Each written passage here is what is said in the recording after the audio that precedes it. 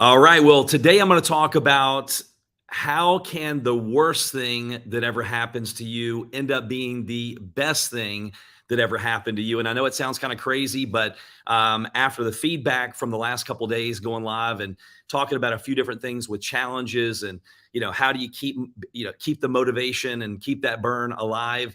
Um, it caused me to do this training. I've got to fly out to Nashville here in just a couple hours, but I wanted to jump on here this morning and share something that I believe will absolutely, help quite a few of you that have reached out to me about the challenges and the struggles and how that can be a blessing in disguise. So years ago, if you don't know my story, 25 plus years ago, when I was bankrupt and depressed and car repossessed and a college dropout and didn't have a lot of hope and couldn't feed my family, if you would have told me, hey, Darren, this is one of the best things that ever happened to you, I probably would have said, hey, you know what? That I would have said something I probably shouldn't have to you. By the way, as you join, let me know where you're watching from, what city, state, province in Canada, what country. I've got, Instagram Live on my phone. I've got YouTube, both Facebook pages, LinkedIn, Twitter, because I wanted to get this message out to as many people as I possibly can. I'll go back and read all the comments, afterwards. If you get an aha moment or something that resonated with you, I know some of you sent me direct messages that you needed to hear something that I talked about yesterday. And that means a lot to me because it gives me the motivation to go, hey, you know what? There are some people that I know there are people that need to hear the message, but when I hear what made the impact on you, it causes me to go out and do things like this morning, which is put together a message that I believe can help you, not only, help inspire you and challenge you and motivate you, but encourage you to go out there and continue to push forward. And so anyway, when I was going through those challenging times, if you just said, hey, Darren, this is one of the best things that ever happened to you. It's awesome you can't feed your family. It's awesome that you're depressed. It's great that you feel like the world is caving in around you and you can't even breathe and you don't want to put one foot in front of another. I wouldn't have taken that well. But looking back, it was absolutely every time I've gone through a challenging time in my life, and let me know if you've ever experienced this, as long as I did the right things and I asked the right questions, and at the end of this, I'm going to give you some critical things, some things to do when you're going through challenging times so that it's not one of the worst things that ever happened to you. It ends up being one of the best things that ever happened to you. And there's some really clear, simple things that you do to make sure that that's the case.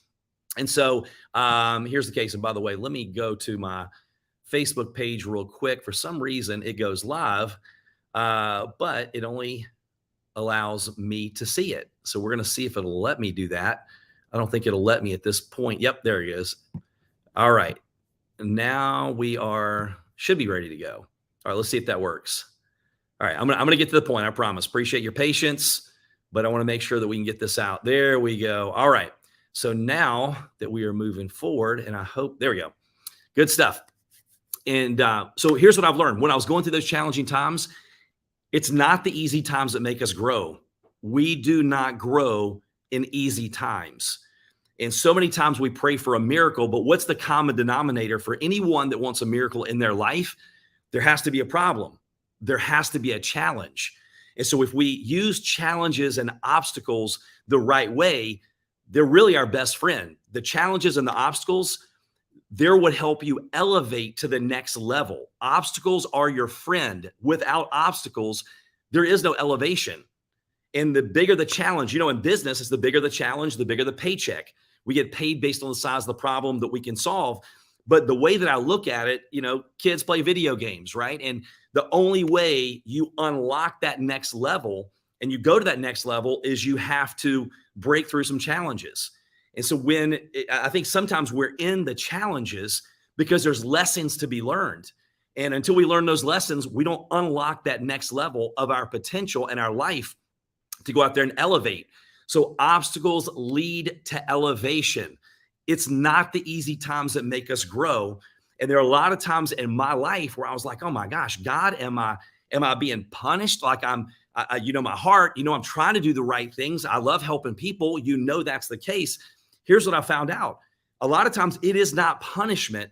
It is preparation to go to the next level. God knew that I wasn't ready to go to that next level. There were things that I needed to learn. There were lessons that I needed to learn when I was going through those challenging times.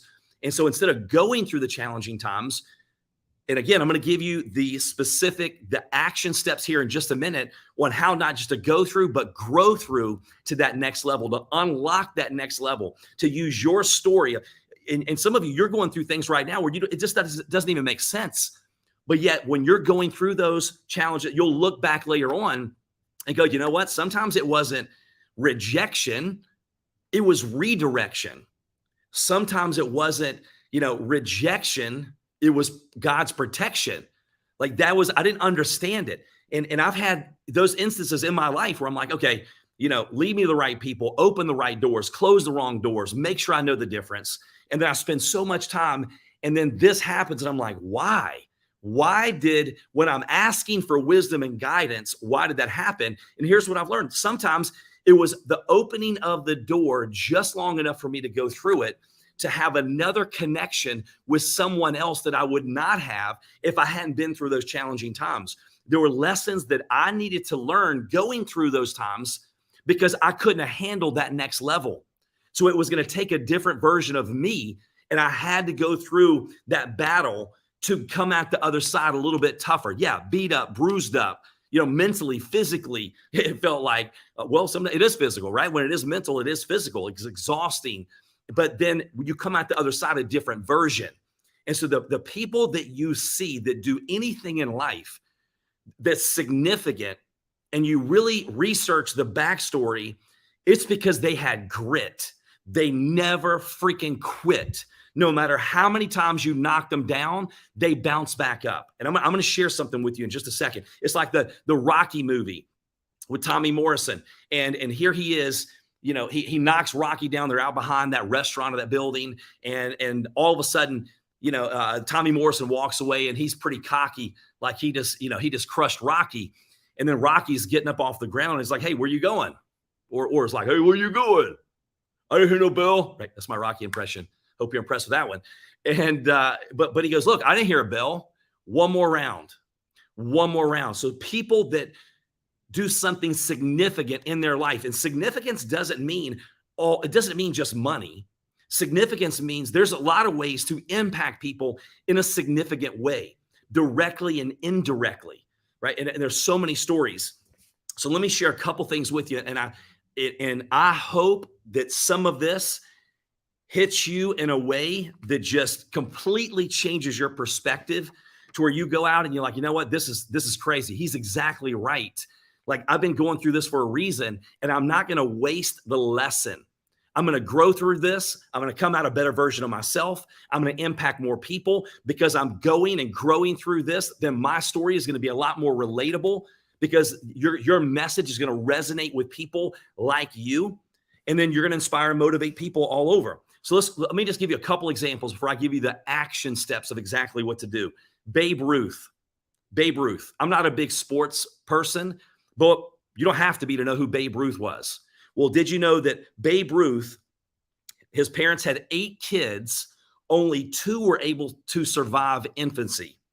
And at 7 years old, he was constantly caught in the dockyards, drinking alcohol at 7 years old, chewing tobacco, and teasing local police officers. He caused so much trouble that his parents sent him to St. Mary's Industrial School for Boys. It's a Catholic reformatory school where Babe stayed for 12 years. His parents were like, we're done. And then we all know what he did in the baseball world.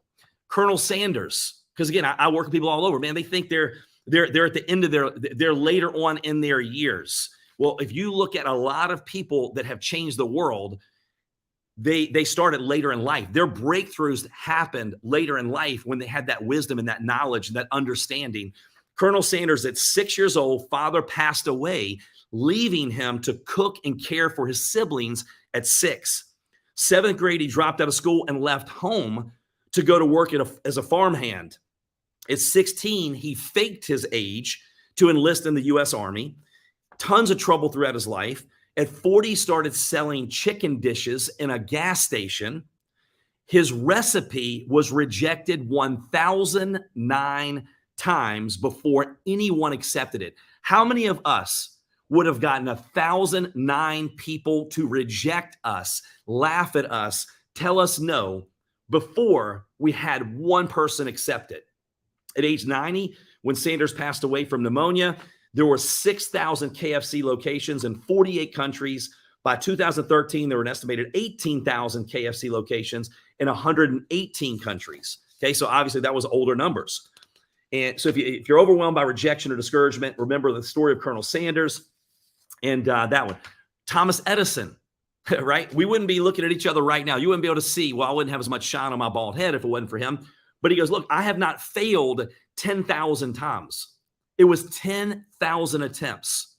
He said, I have successfully found 10,000 ways that did not work until he found that one that did. And these are things that I did as I went through challenging times, and we continue to go through challenging times because we know we're in a storm, going out of a storm, or getting ready to go into a storm. This too shall pass. Things are going great. This too shall pass. Things are terrible. This too shall pass. We know that they're going to pass. It's just a matter of time. So when I was going through the challenging times, I would go look up these different people's stories of comeback, stories of people that overcame the setbacks. And, sometimes a setback is a setup for your comeback. And you look at Steve Harvey. Steve Harvey was homeless, living in his car, a 1976 Ford Tempo. He would find lakes and ponds that he could stop by and kept a fishing pole in the back of his car to fish, not for fun, but to eat. And he said a lot of times he would have the fish getting ready to go cook them to eat, and someone would go, hey, those are not your fish. This is my property. He'd have to throw them all back in the water. The time he was sitting in the hotel, he would go to hotels and sit in the bathroom, and he would sud up. And then what he would do is he would sud up in there and then go wash off. Well, a convention let out, and he's sitting on the toilet completely naked, and he's sudded up, and he's just bawling and crying, going, God, how could I be at this point? And so if you research his story, when he was in school and he told the school teacher, hey, look, I'm going to be on TV someday. And the school teacher goes, what are you talking about? And if I'm not mistaken, I think he had, did he stutter? I forget what his whole story was. I got so many stories going through my mind. But his teacher's like, who do you know in this town that's ever been on TV? No one. She called him to the front of the classroom. He thought to encourage him, but it was to make fun of him as a little kid. Who in your family has ever been on TV? And so she humiliated him. And by the way, now we know, like Steve Harvey, and he sends that school teacher a brand new TV every single year, right? So that's a powerful story. If you look at Sylvester Stallone, let me know in the comments, by the way, like, do you have any comeback stories that just motivate and inspire, encourage you? But if you look at Sylvester Stallone was when his mom gave birth to him, it severed a nerve in his face, which is why he talks like he does. And so here he was, completely broke, living in a little teeny place in New York, rejected thousands of times with his Rocky script. Finally, he has someone, he's so broke, by the way, he has to go sit outside of a liquor store and sell the only friend he had in the world, which is his dog. And then he finally has someone that wants the script. And they're going to give him a significant amount of money. And he's like, well, I've got to be in the movie. And they're like, are you kidding me? You can't even talk correctly. You're not going to be in the movie. I have to be in the movie. Well, no, we'll give you this much money. And they kept increasing it. So finally they go, if you're going to do that, we're barely going to give you anything. He accepted it. And not only was he in the movie, but when he got the money, which was not a lot because he was going to be in the movie, he went and sat outside the liquor store, waited for the guy, I don't know how many days, to come back that bought his dog. He ended up having to pay the guy thousands of dollars for his own dog to get it back and give the guy the ability to be in the first Rocky movie. So Rocky's dog and that guy are in the first movie. And so then he goes out, and we know who Rocky is today. But if you really research the story, oh, he's lucky. Oh, he must have had an easy life. It is completely the opposite. Okay, another one of my favorite ones is Tyler Perry. Go research Tyler Perry's story. It will make you cry. It'll motivate you and inspire you, because here he was getting abused. His dad hated him. He didn't even know why he hated him so much until later on in life when he found out it wasn't really his dad. Not only did he abuse him, abuse physically, mentally, then he would abuse his mom. And Tyler Perry goes, look, I would have to go hide underneath the house and then use his imagination to try to go to a different place.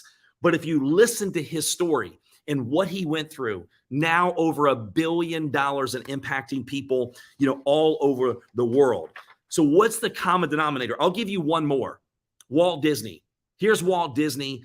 We all know Walt Disney now, but what you didn't know was the story. Go look at the documentaries. They're on YouTube and all kinds of places where he's in New York, has all of his employees taken.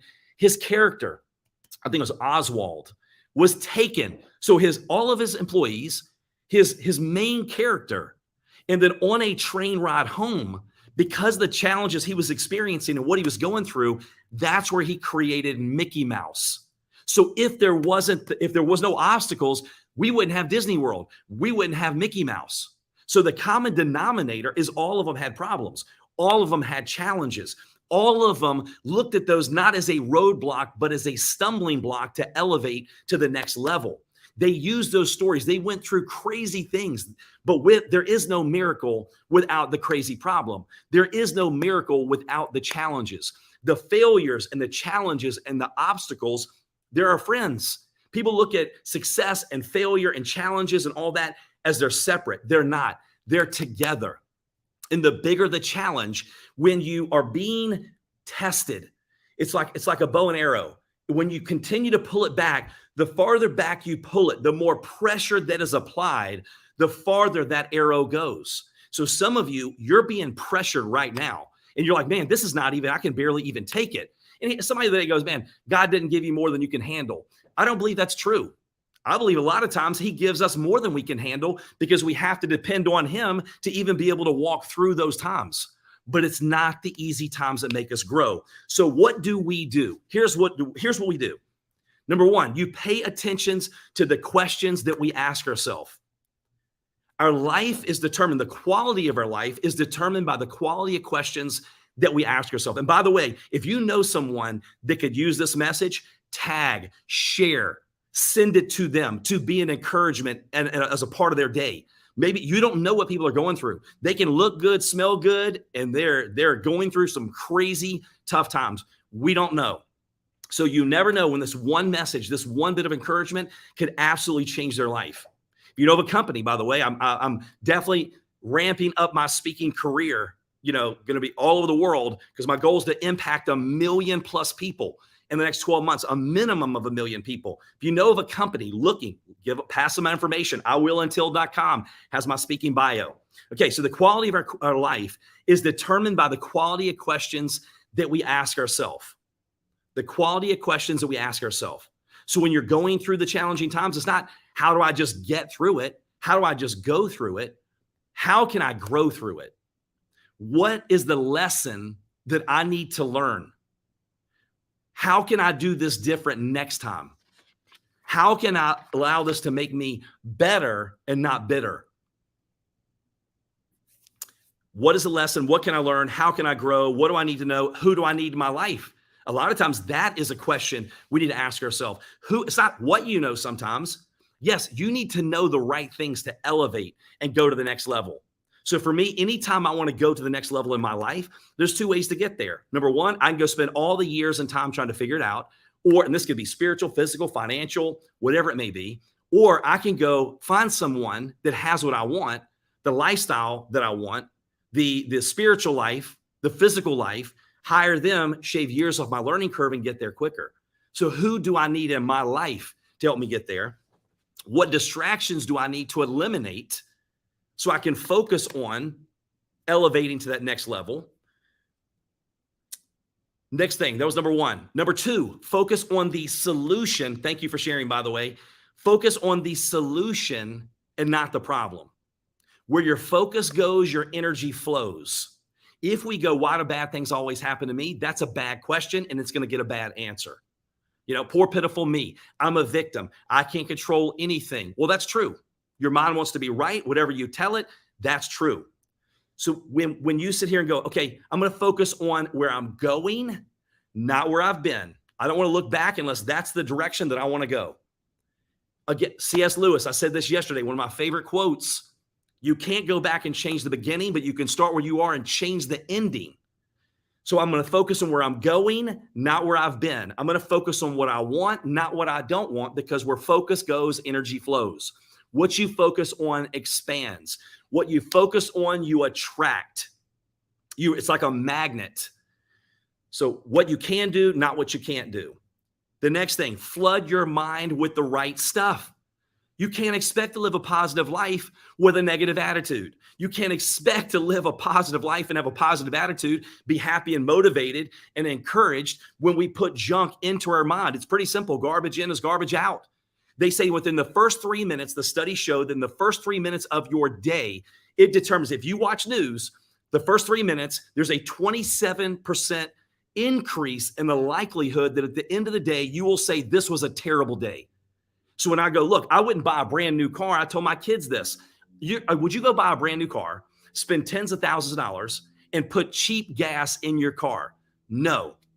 Well, you know what? Your body. You can't replace it. Don't put cheap gas in your body.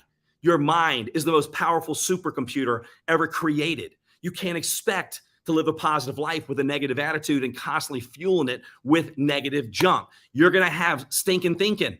So sometimes we have to take that checkup from the neck up and go, look, what am I listening to? What am I reading? What am I focusing on? What am I watching? The ear gates and the eye gates, the ear gates and the eye gates. I'm just making sure you're paying attention.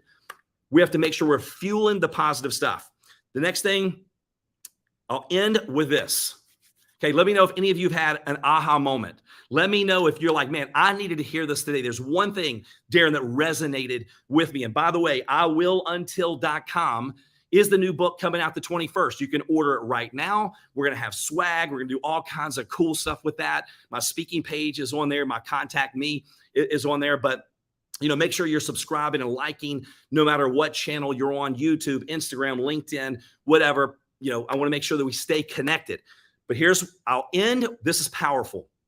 There's a book called The Boy, the Mole, the Fox, and the Horse. And the little boy said, I can't see a way through. And the horse said, can you see your next step? And the little boy said, yes. And he goes, just take that. So a lot of times it's like driving at night with your headlights. You can see to a certain point, but you can't see any further than that. But once you get to that point, then you can see a little bit further. Well, when the little boy goes, I can't see that far ahead. And the horse goes, can you see the next step? Yes, just take that. So today, some of you, you're in the middle of it. You're in the middle of the storm. You can't see the big dream and the lifestyle that you want to create and you dream of, but you can see the next step. Just focus on today. What is your IQ? Now, I'm not talking about what everybody else looks at as an IQ. What is your I quit quotient? I don't know about you, but I don't want my family, right? I don't want them looking at some athlete as their hero, some superstar actor, actress, some singer as a hero. I want them to go, you know what? No matter how many times my dad got knocked down, he freaking got back up. He fought for us. He took another step. Like he went through the battle and he came out the other side, beat up, tore up, but he kept fighting for us. My dad is my hero, not some athlete, not some movie star, not some singer. And so I ask you, what is your I quit quotient? How quick are you to throw in the towel? All of us on here, if I sit here and I go, you know what? Would you die for the ones that you love and care about? I will guarantee you, you're going, yes, I will fight. I would step in front of whatever came at me for my family. But yet you're worried about what someone thinks. You're worried about failing. The most successful people in any area of life that I've ever met are the biggest failures in life. They have failed more than anyone you have ever met, but they failed forward. They fail forward. They fail fast. And that was me. I'm like, you know what? I'm going to fail, but I want to fail fast. I want to fail forward. If I want to be bad, I want to be bad fast. I want to be bad as fast as I can so I can start getting a little bit better, a little bit better, a little bit better. So when you start to look at challenges as your friends, obstacles, knowing they're going to lead to your elevation, knowing that it stinks when you're going through those things a lot of times, But it's those lessons, those things you had to go through to unlock that next level of life. And a lot of times we're stuck at that level until we learn the lessons that are able to take us to that next level. And then when we hit that next level, we're going to go through the same thing. The beauty of accomplishing and defeating the challenges and the obstacles in your life, here's the blessing. It leads you to the next challenge. It leads you to the next obstacle. So my friends, I hope this gave you some encouragement today. So you know, hey, look, you're not alone. And people may look good, smell good. They're going through all kinds of stuff just like you, just like me. We're all going through stuff, but that is going to help us elevate to the next level. So thanks for joining. Again, iwilluntil.com. Make sure to check it out. And we're going to be doing an official launch the 21st in a big, big way. And I hope you have an amazing weekend. Thanks for subscribing, liking, commenting, sharing, tagging anyone and everyone you know that this would resonate with. Because again, my goal is to impact over 1 million people in the next 12 months. That's minimum. And you heard it here. I wanted to start documenting it. So that way, when we come back and I go, hey, you know what happened? I said it to you to hold me accountable, but I have a feeling that goal is going to continue to go up. And that goal is not going to be because of me. That goal is going to be because of us, knowing that there's a message that needs to be shared. And that if it wasn't for each and every one of us, no one gets, it's like they say, when you see a turtle that's sitting on top of a fence post, you know it didn't get there by itself. Anyone that tells you they're a self-made man or woman, that's not true. It takes a group of people. I have been able to do what I have been able to do because of some great people that saw more in me than I actually saw into myself. And I remember how I had no hope. I remember when I was going through those challenging times, and I was very thankful that someone took the time to look at me, not as how I was, but how I could be with my God-given potential. And that completely changed my world. So I hope you have a great rest of your day, awesome weekend, and we'll see you on the next live. Take care.